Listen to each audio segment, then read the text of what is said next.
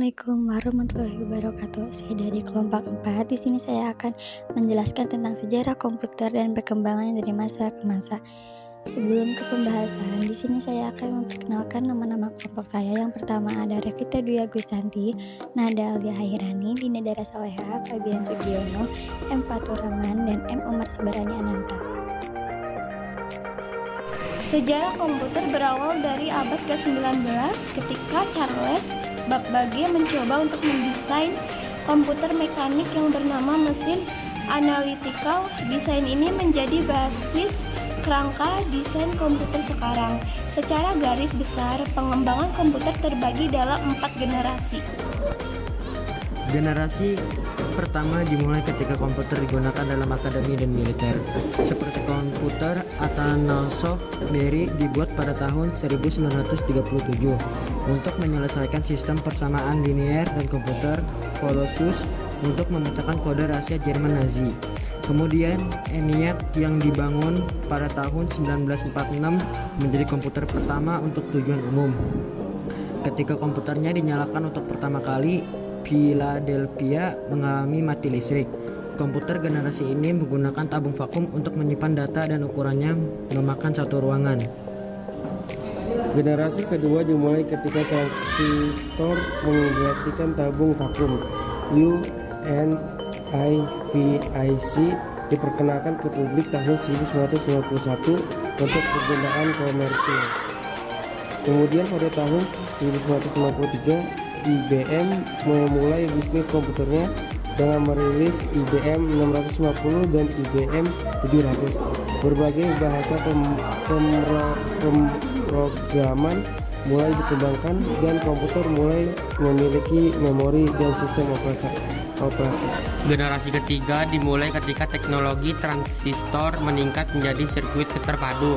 Komputer mini adalah inovasi yang signifikan dalam generasi ini dan mempengaruhi generasi komputer selanjutnya.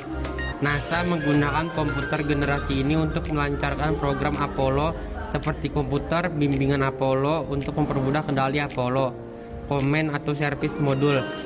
Digital Equipment Corporation menjadi perusahaan komputer nomor 2 di belakang IBM dengan komputer PDP dan fax-nya.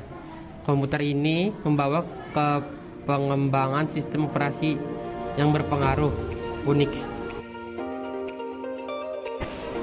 Generasi keempat dimulai pada dasawarsa 1970-an ketika penemuan MOSFET dan integrasi berskala besar selanjutnya membawa ke pengembangan mikroprosesor di awal 1970-an. Komputer pribadi yang semakin kecil berkat mikroprosesor mulai berkembang dimulai dari komputer rumahan dan komputer meja. Teknologi selanjutnya adalah laptop dan ponsel cerdas yang sangat fenomenal, membawa berbagai perusahaan teknologi ke dalam perang paten atas ponsel cerdas. Generasi kelima, Rabu 14 April 2021, DSIT Informasi. Sebagian besar kegiatan yang dilakukan manusia di era modern ini dilakukan menggunakan komputer.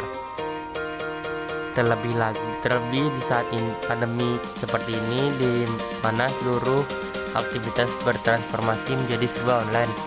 Perangkat komputer yang awalnya ditunjukkan hanya sebagai sarana penunjang pekerjaan, ini sudah menjadi suatu kebutuhan yang wajib dimiliki oleh masyarakat.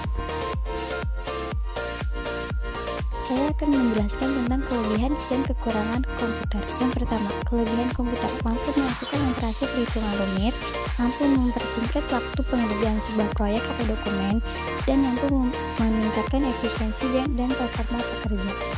Kekurangan dalam komputer yaitu tergantung pada penggunaan daya listrik, bentuknya masih dianggap belum cukup ringkas untuk penggunaan sehari-hari, kemampuan komputer yang terbatas berhadapan dengan kebutuhan manusia akan pengolahan informasi dan data yang semakin berkembang dengan cepat, dan belum semua produk komputer masih belum cukup terjangkau oleh masyarakat umum.